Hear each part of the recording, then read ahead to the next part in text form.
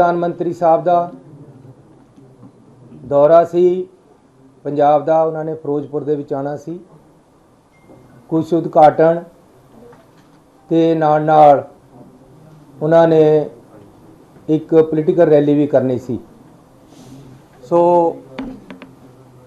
रास्ते दे विच बाधा आने करके वापस मुड़ना पिया। उस गल का सानू खेद है। आफ्टर ऑल वो देश के प्रधानमंत्री है। सरकारां मिल के चलदियां हमेशा। असी अपने प्रधानमंत्री का पूरा सत्कार करते।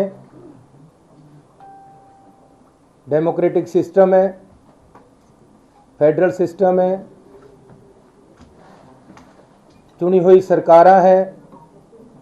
साडी जिम्मेवारी है कि असी अपने प्रधानमंत्री का सत्कार करिए ते सानू पूरा सत्कार है। मैं आप उन्होंने रिसीव करन ते उन्हां दे नाल रहना सी। पहला तो प्रोग्राम बनिया सी कि मैं उन्होंने बठिंडे रिसीव करना है। उस तो बाद हैलीकैप्टर दे विच मैं उन्हां दे नाल जाना सी। फिरोजपुर जाके उन्हां दे नाल एक मीटिंग भी अटेंड करनी सी।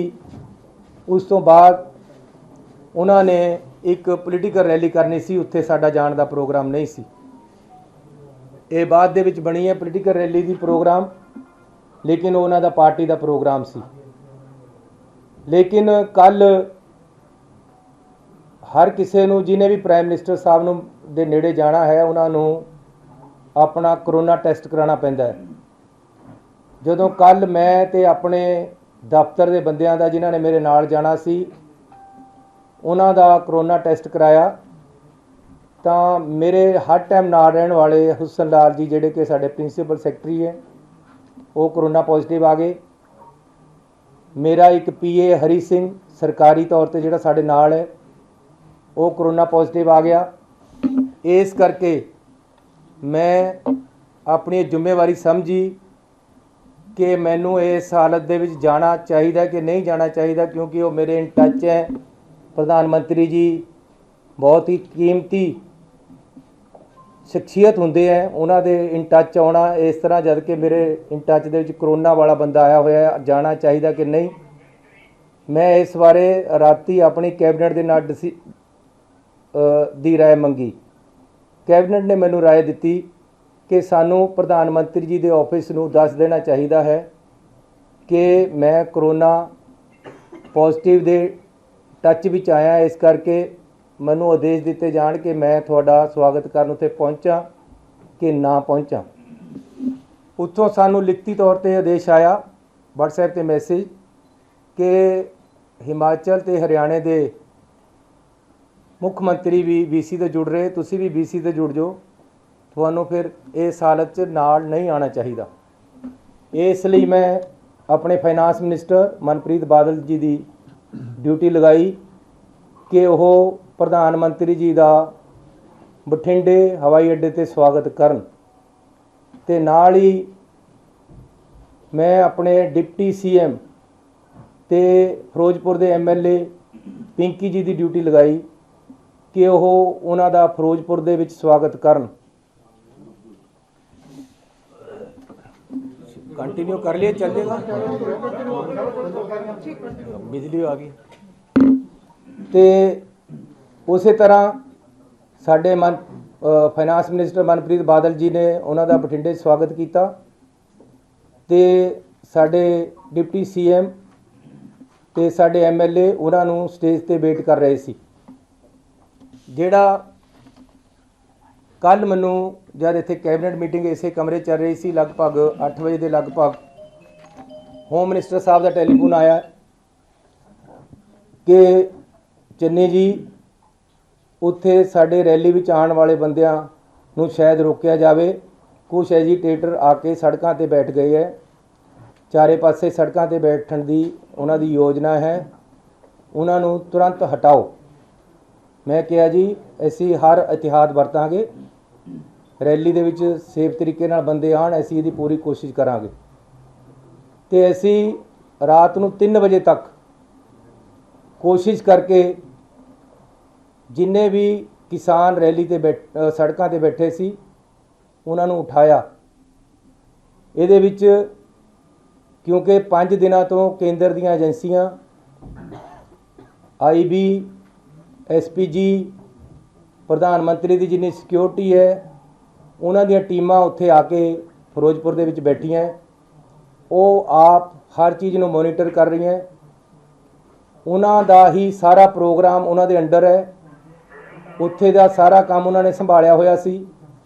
ਇਸ ਲਈ ਉਹਨਾਂ ਨੇ ਵੀ ਨਾਲ ਮਿਲ ਕੇ ਸਾਡੇ ਨਾਲ ਪੂਰੀ ਕੋਸ਼ਿਸ਼ ਕੀਤੀ। BJP ਦੇ ਇੱਕ ਸ਼ਿਖਾਵਤ ਜੀ ਹੈ, ਉਹਨਾਂ ਨੇ ਕਿਸਾਨਾਂ ਦੇ ਨਾਲ ਮੀਟਿੰਗਾਂ ਕੀਤੀਆਂ ਕਿ ਰਸਤੇ ਖਾਲੀ ਕਰਵਾ ਦਿੱਤੇ ਜਾਣ। ਅਲਟੀਮੇਟਲੀ ਰਾਤ ਨੂੰ 2-3 ਵਜੇ ਤੱਕ ਅਸੀਂ ਸਫਲ ਹੋ ਗਏ ਕਿ ਰਸਤੇ ਖਾਲੀ ਕਰਾ ਦਿੱਤੇ। ਉਹਦੇ ਵਿੱਚ ਰਾਤ ਨੂੰ 1:30 ਵਜੇ ਮੈਨੂੰ ਟੈਲੀਫੋਨ ਆਇਆ ਸਾਡੇ ਚੀਫ ਸੈਕਟਰੀ ਦਾ ਕਿ ਜੀ ਜਿਹੜੇ ਐਜੀਟੇਟਰ ਹੈ ਉਹ ਇਹ ਗਰੰਟੀ CM ਆਫਿਸ ਵੱਲੋਂ ਮੰਗਦੇ ਹੈ ਕਿ ਜੀ ਅਸੀਂ ਤਾਂ ਉੱਠਾਂਗੇ, ਸਾਨੂੰ ਪ੍ਰਾਈਮ ਮਿਨਿਸਟਰ ਸਾਹਿਬ ਤੋਂ ਗਰੰਟੀ ਦਵਾਈ ਜਾਵੇ ਕਿ ਉਹ ਉਹਨਾਂ ਨਾਲ ਮੀਟਿੰਗ ਕਰਨਗੇ। ਮੈਂ ਉਹਨਾਂ ਨੂੰ ਕਿਹਾ ਹੁਣ ਰਾਤ ਨੂੰ ਪ੍ਰਾਈਮ ਮਿਨਿਸਟਰ ਸਾਹਿਬ ਨਾਲ ਤਾਂ ਹੋ ਨਹੀਂ ਸਕਦੀ ਗਰੰਟੀ, ਤੁਸੀਂ ਮੇਰੇ ਆਫਿਸ ਵੱਲੋਂ DC ਤੇ ਲਿਖਾ ਕੇ ਦੇ ਦਿਓ ਕਿ ਅਸੀਂ ਤੁਹਾਨੂੰ ਪ੍ਰਾਈਮ ਮਿਨਿਸਟਰ ਸਾਹਿਬ ਦਾ ਟਾਈਮ ਦਵਾ ਦਾਂਗੇ, ਤੁਸੀਂ ਰਸਤੇ ਖਾਲੀ ਕਰ ਦਿਓ। ਅਲਟੀਮੇਟਲੀ ਰਾਤ ਨੂੰ ਕਿਸਾਨ ਮੰਨ ਗਏ, ਉਹਨਾਂ ਨੇ ਰਸਤੇ ਖਾਲੀ ਕਰਤੇ ਤੇ ਸਾਰੇ ਰਸਤੇ ਸਮੂਥਲੀ ਚੱਲਣ ਲੱਗ ਗਏ। ਉਸ ਤੋਂ ਬਾਅਦ ਮੈਂ ਰਾਤ ਨੂੰ ਲਗਭਗ 1:45 ਵਜੇ IB ਦੇ ਡਾਇਰੈਕਟਰ ਸਾਹਿਬ ਨੂੰ ਟੈਲੀਫੋਨ ਕੀਤਾ ਹੈ। ਬਾਈ ਚਾਂਸ ਉਹਨਾਂ ਨੇ ਚੱਕਿਆ ਨਹੀਂ। ਮੈਂ DGP ਨੂੰ ਕਿਹਾ ਕਿ ਉਹਨਾਂ ਦਾ ਮੈਨੂੰ ਨੰਬਰ ਭੇਜੋ ਪਹਿਲਾਂ। ਉਹਨਾਂ ਨੇ ਮੈਨੂੰ ਨੰਬਰ ਭੇਜਿਆ। ਮੈਂ ਆਪ ਉਹਨਾਂ ਨੂੰ ਕਾਲ ਕੀਤੀ ਕਿ ਹਾਲਾਤ ਬਿਲਕੁਲ ਕਲੀਅਰ ਹੋ ਗਏ ਆ ਉਹਨਾਂ ਨੂੰ ਦੱਸਣ ਵਾਸਤੇ ਤੇ ਉਹਨਾਂ ਦੀ ਰਾਏ ਪੁੱਛਣ ਵਾਸਤੇ, ਲੇਕਿਨ ਉਸ ਸਮੇਂ ਉਹ ਚੱਕ ਨਹੀਂ ਸਕੇ। 3 ਵਜੇ ਤੱਕ ਇਹ ਕੰਮ ਅਸੀਂ ਕੀਤਾ ਹੈ। ਸਵੇਰੇ ਲਗਭਗ 6:30 ਵਜੇ ਮੈਨੂੰ IB ਡਾਇਰੈਕਟਰ ਦਾ ਟੈਲੀਫੋਨ ਆਇਆ। ਪਹਿਲਾਂ ਮੈਂ ਨਹੀਂ ਚੱਕ ਸਕਿਆ, ਕੁਝ ਮਿੰਟਾਂ ਬਾਅਦ ਮੈਂ ਉਹਨਾਂ ਨੂੰ ਕੀਤਾ, ਉਹਨਾਂ ਨਾਲ ਡਿਸਕਸ ਕੀਤਾ। ਉਹਨਾਂ ਨੇ ਮੈਨੂੰ ਦੱਸਿਆ ਕਿ ਰਾਤ ਸਾਰਾ ਠੀਕ ਹੋ ਗਿਆ, ਸਾਰੀ ਪੁਲਿਸ ਨੇ ਬੜੀ ਮਦਦ ਕੀਤੀ ਹੈ, ਸਾਡਾ DG ਵੀ ਖੁਸ਼ ਸੀ, ਸਾਰਾ ਕੁਝ ਠੀਕ ਹੋਇਆ। ਇਹ ਰਸਤੇ ਅਸੀਂ ਜਿਹੜੀ ਰੈਲੀ ਹੋਣੀ ਸੀ ਉਹਨਾਂ ਵਾਸਤੇ ਖਲਵਾਏ ਸੀ। ਉਹਨਾਂ ਦਾ ਹੀ ਪ੍ਰੋਗਰਾਮ, ਕਿਉਂਕਿ ਤਾਂ ਕਿ ਕੋਈ ਰੈਲੀ ਵਿੱਚ ਆਉਣ ਵਾਲੇ ਬੰਦੇ ਨੂੰ ਅਸੁਵਿਧਾ ਨਾ ਹੋਵੇ। ਅਸੀਂ ਜਿਹੜੇ ਕਿਸਾਨ ਐਜੀਟੇਸ਼ਨ ਕਰ ਰਹੇ ਸੀ ਉਹਨਾਂ ਨੂੰ ਇਹ ਭਰੋਸਾ ਦੇ ਦਿੱਤਾ ਸੀ ਕਿ ਆਪ ਜੀ ਨੂੰ ਸਾਰਿਆਂ ਨੂੰ, ਤੁਹਾਡੇ ਲੀਡਰਾਂ ਨੂੰ, ਉਹਨਾਂ ਵਿੱਚੋਂ ਅਸੀਂ ਪ੍ਰਾਈਮ ਮਿਨਿਸਟਰ ਸਾਹਿਬ ਤੋਂ ਮੀਟਿੰਗ ਦਾ ਟਾਈਮ ਦਵਾ ਦਾਂਗੇ। ਇਸ ਗੱਲ 'ਤੇ ਸਹਿਮਤੀ ਹੋ ਗਈ ਸੀ, ਕੋਈ ਉੱਥੇ ਐਜੀਟੇਸ਼ਨ ਰਿਹਾ ਨਹੀਂ ਸੀ।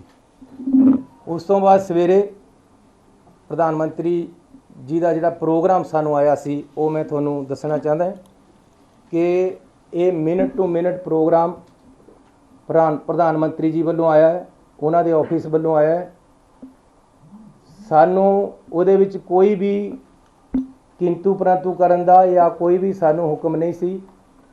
ਸੀਟਿੰਗ ਅਰੇਂਜਮੈਂਟ ਵੀ ਪ੍ਰਧਾਨ ਮੰਤਰੀ ਜੀ ਦੇ ਦਫ਼ਤਰ 'ਚੋਂ ਆਇਆ ਕਿ ਪ੍ਰਧਾਨ ਮੰਤਰੀ ਜੀ ਕਿੱਥੇ ਬੈਠਣਗੇ, ਉਹਨਾਂ ਦੇ ਨਾਲ ਕੌਣ ਬੈਠੇਗਾ, ਦੂਸਰੇ ਪਾਸੇ ਕੌਣ ਬੈਠੇਗਾ, ਤੀਸਰੇ ਪਾਸੇ ਕੌਣ ਬੈਠੇਗਾ। ਹੈਲੀਕਾਪਟਰ ਦੇ ਵਿੱਚ 4 ਸੀਟਾਂ ਹੋਣਗੀਆਂ, ਉਹਦੇ 'ਚ ਕੌਣ ਬੈਠੇਗਾ। ਪ੍ਰਧਾਨ ਮੰਤਰੀ ਜੀ ਜਿੱਥੇ ਜਾਣਗੇ ਕਿਸ ਤਰੀਕੇ ਦੇ ਨਾਲ ਜਾਣਗੇ, ਜਹਾਜ਼ ਵਿੱਚ ਕਿੱਥੇ ਜਾਣਗੇ ਤੇ ਗੱਡੀ 'ਚ ਕਿੱਥੇ ਜਾਣਗੇ। ਟੋਟਲ ਪ੍ਰੋਗਰਾਮ ਜਿਹੜਾ ਬਠਿੰਡੇ ਤੋਂ ਫਿਰੋਜ਼ਪੁਰ ਜਾਣ ਦਾ ਬਾਈ 에ਅਰ ਸੀ। 3 ਹਵਾਈ ਅੱਡੇ ਜਿੱਥੇ ਹੈਲੀਪੈਡ ਉਹ ਫਿਰੋਜ਼ਪੁਰ ਦੇ ਵਿੱਚ ਬਣਾਏ ਗਏ ਤਾਂ ਕਿ ਪ੍ਰਧਾਨ ਮੰਤਰੀ ਜੀ ਕਿਸੇ ਵੀ ਜਗ੍ਹਾ ਉਤਰ ਸਕਦੇ, ਇੱਕ 'ਚ, ਦੂਜੇ 'ਚ, ਤੀਜੇ 'ਚ। ਇਹ ਵੀ ਅਸੀਂ ਕਿਹਾ ਕਿ ਜੀ ਮੀਂਹ ਦੇ ਵਿੱਚ ਹੋ ਸਕਦਾ ਕੱਲ੍ਹ ਨੂੰ ਮੀਂਹ ਹੋਵੇ। ਜੋ ਮੈਨੂੰ ਮੇਰੇ DGP ਨੇ ਦੱਸਿਆ ਹੈ, ਉਹਨਾਂ ਨੇ ਇਹ ਵੀ ਦੱਸਿਆ ਕਿ ਅਸੀਂ ਉਹਨਾਂ ਨੂੰ ਕਿਹਾ ਸੀ ਕਿ ਬਰਸਾਤ ਵੀ ਹੈ, ਐਜੀਟੇਸ਼ਨ ਵੀ ਹੈ, ਜੇ ਕੈਂਸਲ ਹੋ ਸਕਦਾ ਪ੍ਰੋਗਰਾਮ ਕੈਂਸਲ ਕਰ ਦਿੱਤਾ ਜਾਵੇ, ਲੇਕਿਨ ਉਹਨਾਂ ਨੇ ਕੰਟੀਨਿਊ ਕੀਤਾ ਹੈ। ਉਸ ਤੋਂ ਬਾਅਦ 3 ਹੈਲੀਪੈਡ ਬਣਾਏ ਗਏ। ਹੈਲੀਕਾਪਟਰ ਮੀਂਹ 'ਚ ਉੜੇਗਾ, ਇਸ ਗੱਲ ਦੀ ਛੋਟੀ ਸੀ ਉੱਪਰ ਉੱਥੋਂ, ਇਸ ਲਈ 3 ਹੈਲੀਪੈਡ ਬਣਾਏ ਗਏ। ਕਿਹੜੇ ਵਿੱਚ ਉਤਰਨਾ ਇਹ ਡਿਸਾਈਡ ਹੋ ਗਿਆ ਸੀ, ਲੇਕਿਨ ਚਕਮਾ ਦੇਣ ਵਾਸਤੇ ਇਹ ਸਿਕਿਉਰਿਟੀ ਦੇ ਆਪਣੇ ਤਰੀਕੇ ਹੈ ਕਿ 3 ਹੈਲੀਪੈਡ ਬਣਦੇ ਹੈ। ਉਹਦੇ ਵਿੱਚ ਮੈਂ ਤੁਹਾਨੂੰ ਪ੍ਰੋਗਰਾਮ ਦੱਸ ਦੇਣਾ ਜੋ ਸਾਨੂੰ ਆਇਆ ਸੀ।